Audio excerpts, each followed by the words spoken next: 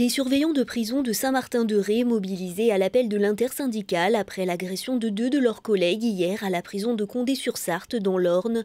Ils se sont rassemblés dès 6 h ce matin au rond-point de Sablonceau à Rivedoux pour exprimer leur soutien aux gardiens blessés mais aussi leur colère concernant leurs conditions de travail. À Angoulême, les surveillants de prison ont bloqué l'accès à la maison d'arrêt, là où hier un surveillant a été agressé par un détenu de 13 ans au quartier des mineurs.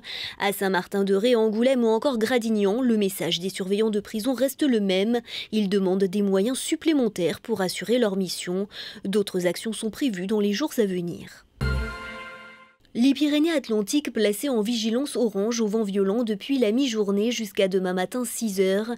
Des rafales pouvant atteindre 150 km/h étaient même attendues en haute montagne. Conséquence, plusieurs stations ont fermé leur domaine skiable aujourd'hui. C'était notamment le cas de Gourette, mais aussi de la Pierre-Saint-Martin. Les professionnels du film d'animation réunis à Bordeaux aujourd'hui et demain à l'occasion de Cartoon Movie. 900 professionnels venus d'une quarantaine de pays viennent ainsi présenter leurs projets de films d'animation pour trouver des financements. Au total, 66 projets de 22 pays différents sont présentés sur ces 2 journées, dont 3 portés par le pôle Image Magélis d'Angoulême. La Nouvelle-Aquitaine occupe en effet une place importante sur le marché, 40% des films d'animation français étant produits dans la région.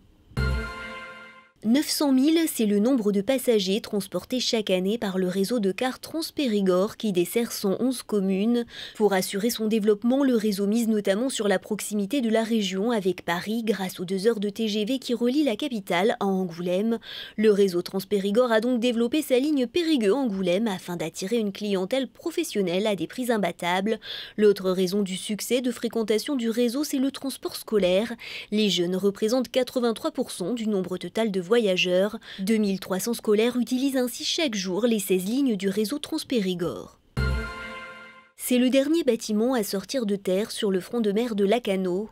Il faut dire que le permis de construire de l'immeuble avait été accordé avant les tempêtes de 2013-2014. Désormais, en raison du phénomène d'érosion, le plan local d'urbanisme de la ville interdit toute urbanisation sur la première ligne du front bâti de la station.